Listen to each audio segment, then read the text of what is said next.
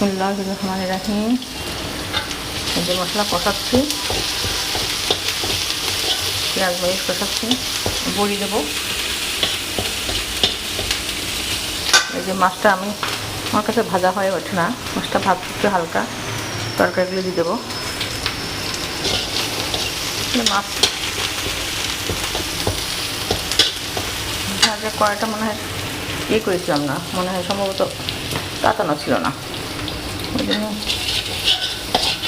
এরকম হয় না সাধারণত, তাও হয়ে গেল, কিছুই করার নেই।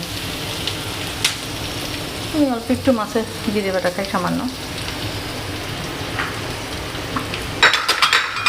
মরিচ বাটা আছে কিনা দিয়ে দিলাম।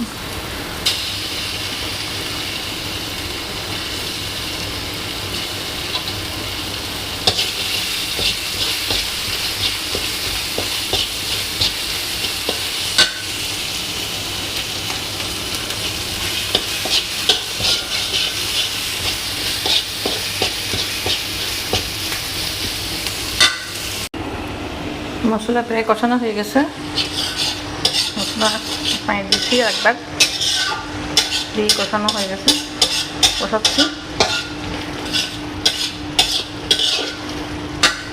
কষানো শেষ হলে তরকারি দিয়ে দেবো।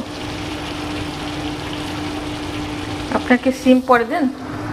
আমি তো সিমটা পরেই দেবো, যদি সিদ্ধ হয়ে যায় বেশি। এখানে এই শালগম বা ওলকপি আপনার যে জামেন বলেন, এটা ওলকপিটা আগে দিবি।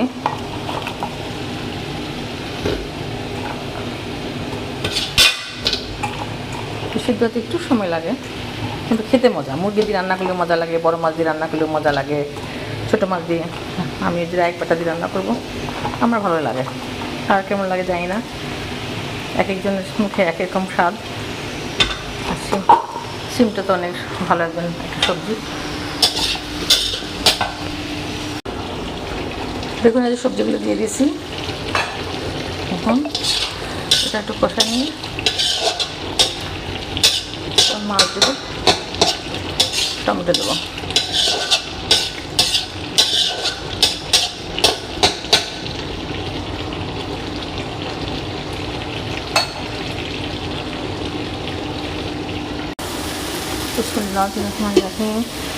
দেখুন এই যে বড়ি দিছি, টমেটো দিয়ে দিছি, আর একটু সিদ্ধ হলে মানে সিদ্ধ প্রায় হয়ে গেছে, হয়ে গেলে আমি